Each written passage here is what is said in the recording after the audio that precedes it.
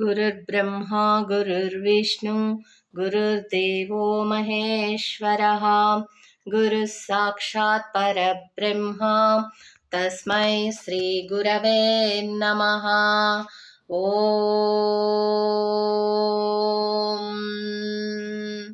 మాఘ పురాణం 24వ అధ్యాయం. ఈరోజు ఏమి కథ ఉన్నదో చూద్దాము. శ్రీమన్నారాయణుని అనుగ్రహము, తులసి మహత్యము. గృత్నమద మహాముని జహ్నుమునితో ఇట్లనెను. సత్యజిత్తు ఏకాదశియందు భార్యతో పాటు ఉపవాసముండెను. కేశవుణ్ణి గంధ పుష్పాదులతో అర్చించెను. దేవతల హితమును కోరి శ్రీమన్నారాయణుని నిరంతరముగా జపించుచు జాగరణ చేసెను. ఏకాదశి నాటి రాత్రి మొదటి జామునందే శ్రీహరి సత్యజిత్తునకు ప్రత్యక్షమయ్యను.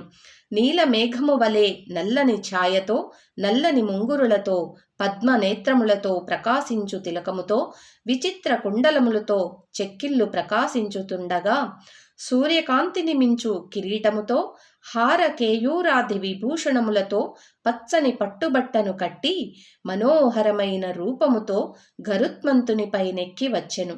మునిగణములు శ్రీమన్నారాయణ్ణి స్తుతించు భార్యతో పాటు శ్రీమన్నారాయణ్ణి పాదములపై పడి నమస్కరించెను. శ్రీమన్నారాయణమూర్తి, నాయన, కోరిన వరమునిచ్చెదను అడుగు అనెను. అప్పుడు సత్యజిత్తు, స్వామి, ఇంద్రాదులకు పూర్వము వలనే సంచరించు శక్తినిమ్ము, వారిపై దయనుంచుము. తరువాత నాకును నా భార్యకును నీ సాన్నిధ్యమును అనుగ్రహింపుము అని కోరెను. శ్రీహరి దయతో వాని కోరికనంగీకరించెను. ఇట్లనెను, ఓయి, ఈ ఏకాదశి తిథి సమస్త పుణ్యములనిచ్చును. నేనీ తిథి అందే నీకు ప్రసన్నుడనైతిని. కావున ఈ తిథి నాకు సంతోషమును కలిగించు తిథి. నీవు నీ భార్య ఈ పారిజాత వృక్షమును పెకిలించి ఇంద్రునకిండు. పవిత్రము, వనవాసి, నాకిష్టము అయిన ఈ తులసిని నాకిమ్ము, నీకు శుభము కలుగును, మరి ఒక ఆలోచన వలదు అని పలికెను. సత్యజిత్తును అట్లే అని అంగీకరించెను. మరునాటి ఉదయమున భార్యతో కలిసి పారిజాత వృక్షమును పెకిలించి ఇంద్రాదులకిచ్చెను. తులసిని లక్ష్మీపతియగు శ్రీహరికిచ్చెను. శ్రీహరి అనుగ్రహము వలన ఇంద్రాదులందరూ శక్తివంతులై శ్రీమన్నారాయణనుకు నమస్కరించి నిలిచిరి. శ్రీహరి ఇంద్రాదులు వినుచుండగా సత్యజిత్తును వాని భార్యను చూచి ఇట్లనెను. ఈ ఏకాదశి తిథి నాడు నీవు భక్తితో నీ విధముగా నన్ను పూజించి నా అనుగ్రహము నుండుట వలన మిక్కిలి ఉత్తమమైనది, నాకు మిక్కిలి ఇష్టమైనది. ఈ ఏకాదశి తిథి సర్వజీవుల పాపములన్నింటినీ పోగొట్టి అనంత పుణ్యమునిచ్చును. మందమతులైన మానవులు ఈ విషయమును గమనింపలేరు. పాడ్యమి నుండి 10 దినములను యథాప్రకారము భుజించి ఏకాదశి నాడు ఉపవాసమును జాగరణము చేసి నన్ను స్మరించువారు నా సాన్నిధ్యమును చేరుదురు. ఇహలోకమున సర్వసుఖములను సర్వశుభములను పొందుదురు. నాకు సంతోషమునిచ్చిన ఈ తిథి ఉత్తమ సంభావననిచ్చి వేల కొలది అశ్వమేధములు చేసిన వచ్చు పుణ్యమునిచ్చును. ధర్మవేత్తలగు మునులను ఈ తిథి మిక్కిలి పుణ్యప్రదమని అందురు. 12వ రోజున దేవతలకు మరల శక్తి పుష్టి కలుగుటచే ద్వాదశి తిథిని ప్రాణదాయిని విష్ణుప్రియమని అందురు. అజ్ఞానముచే ఏకాదశిన భుజించువారు మహాపాపములను అందుదురు. దశమి నాటి రాత్రి భోజనమును మాని ఏకాదశి నాడు 2 పూటలా భోజనమును మాని ద్వాదశి నాటి మధ్యాహ్నమున నొకమారు భుజించి నాటి రాత్రి భుజింపకయుండిన చాతుర్భుక్తావర్జితమైన ఏకాదశి ఉపవాసమని అందురు. ఈ ప్రకారము చేసిన ఉపవాసము సంపూర్ణ పుణ్యఫలమునిచ్చును. పుణ్యప్రదమగు హరినివాసమును ఉపవాసము జాగరణ చేసిన నన్ను యథాశాస్త్రముగా పూజించిన వాడు నాకిష్టుడు, నా లోకమును చేరును. ఇట్టి ఏకాదశి ఉపవాసము చేసిన వానినే కాక వాని కులము వారందరినీ రక్షించి అనేక యజ్ఞములు చేసిన వచ్చు పుణ్యమునిచ్చును. 4 వర్ణముల వారు, సన్యాసి, వానప్రస్థుడు, స్త్రీ బాల వృద్ధులు అందరును ఏకాదశి నాడు భుజింపరాదు. ఏకాదశి నాడు స్త్రీ సుఖము, నిద్ర, అన్నము వీనిని విడిచి నన్ను పూజించవలెను. నా పాదోదకమును సేవింపవలెను. అన్ని మాసముల యందును శుక్ల కృష్ణపక్షములు రెండింటినా వచ్చు ఏకాదశులన్నీయు ఇట్లే ఉపవాసముండవలెను. చాంద్రాయానాది వ్రతములు నాచరించుట వలన వచ్చడి పుణ్యము ఏకాదశి ఉపవాస వ్రతము వలన వచ్చును. కావున మానవులారా, మునులారా, నా భక్తులారా, మీరెవ్వరును ఈ ఏకాదశి నాడు అన్ని మాసముల యందును 2 పక్షముల యందును తినరాదు. ఇది నా లోకమును, ఇది సత్యము. ఇట్లు ఉపవాసము చేసినవాడు నా లోకమును చేరి నన్ను పొందును. ఇది తథ్యము అని బిగ్గరగా పలికెను అని గృత్న మహాముని జహ్నుమునికి వివరించెను. గృత్న మహాముని జహ్నుమునితో ఇట్లనెను. శ్రీమన్నారాయణుడు ఏకాదశి వ్రత విధానమును మహత్యమును వివరించి ఇంద్రాదులతో ఇట్లనెను.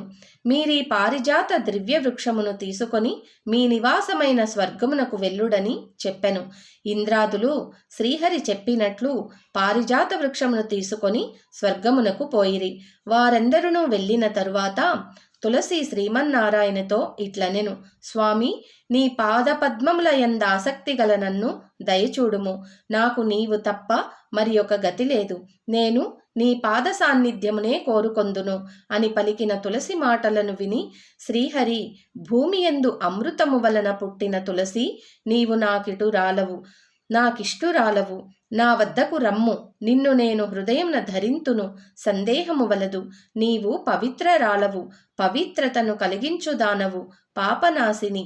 తులసి దళములతో కలిగియున్న నిన్ను చూచిన వారు గంగా స్నానము చేసిన వారు వలె పవిత్రులగుదురు. నీ దళములతో నన్ను పూజించిన వారు పునర్జన్మనుండదు.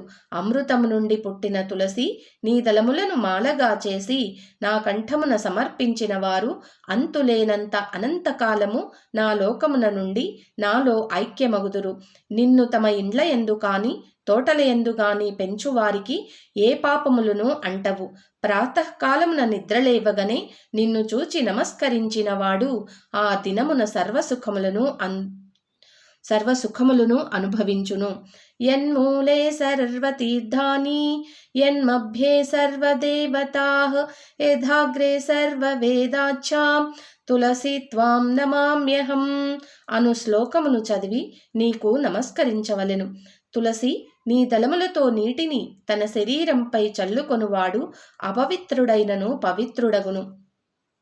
నీ కుదురు మొదలోనున్న మట్టిని తిలకముగా నుదిటిపై ధరించినవాడు సర్వసుఖములను పొందును. యక్షరాస్యస పిశాచాదుల వలన వానికి ఏ బాధయు నుండదు. అమృత సంభవ తులసి త్రైలోక్య పావని, నేను నిన్ను లక్ష్మీదేవిని సమానంగా భావింతును అని శ్రీహరి తులసికి వరములిచ్చెను. తులసి దళములను, కాండములను, శాఖములను అన్నింటినీ శుభప్రదములైన మృదువైన తన చేతులతో తాకెను. చక్రధారి స్పర్శ వలన తులసి మరింత కాంతిని, పవిత్రతను పొందెను. అప్పుడు ఆ తులసి మనోహరమైన పవిత్రమైన స్త్రీ రూపమునంది శ్రీహరి అంశను పొందెను. మాయావి జగదీశ్వరుడు అయిన శ్రీహరి లోక రక్షణార్థమై తులసిని నియమించెను. శ్రీహరి ఎడమ చేతితో తాకబడిన భాగము కృష్ణవర్ణమై కృష్ణ తులసి అను పేరు పొందెను. ఆ వైపున ఉన్న ఇతర వృక్షములను తులసి సాన్నిధ్యముచే పవిత్రులమయ్యను. తులసియున్న ప్రదేశము పాపములను పోగొట్టును. అప్పుడు శ్రీహరి సత్యజిత్తును చూచి, నీవు నాకు పూజను చేసి బ్రాహ్మణ సమారాధనము చేసి నీవు నీ భార్యయు భుజింపుడు అని పలికెను. సత్యజిత్తు కూడా శ్రీహరిని పూజించి బ్రాహ్మణులకు భోజనం పెట్టి తన భార్యతో కలిసి భుజించెను. ఇట్లు ఆ వ్రతము పూర్తి అయిన తరువాత శ్రీహరి అందరును చూచుచుండా సత్యజిత్తు దంపతులతోనూ తులసితోనూ కలిసి గరుత్మంతునిపై నెక్కి తన లోకమునకు పోయెను. నాయన జహ్నుముని, ఇది ఏకాదశి వృత్తాంతము. ఏకాదశి తిథి అశ్వమేధ సహస్ర ఫలమునిచ్చునని స్పష్టమైనది కదా. అన్ని ఏకాదశులలోనూ మాఘమాసమునందలి ఏకాదశి మరింత శుభప్రదము. ఆనాడు ఉపవాసము నుండి శ్రీహరిని పూజించి జాగరణ చేసిన వారు శ్రీహరికి ప్రీతిపాత్రులై సాలోక్యమును సాయుధ్యమును పొందుదురు.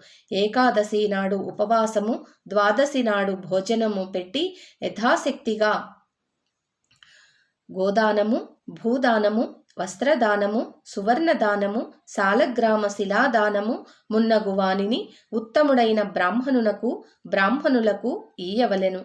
అట్టివారు ఇహలోకమున చక్రవర్తి అయి తుదకు శ్రీహరి సాయుధ్యమును పొందుదురు. ఇట్టి పవిత్రమైన కథను వినువాడును శ్రీహరి కరుణాకటాక్షమును పొంది విష్ణువును చేరుదురు. నిస్సందేహముగా చెప్పుచున్నాను అని గృత్నమద మహర్షి జహ్నుమునికి వివరించెను. సర్వం శ్రీకృష్ణార్పణమస్తు. ఓం నమో భగవతే వాసుదేవాయ. ఓం శ్రీమాత్రే నమః. ఓం శ్రీ గురుభ్యో నమః. ఓం తత్సత్. స్వస్తి.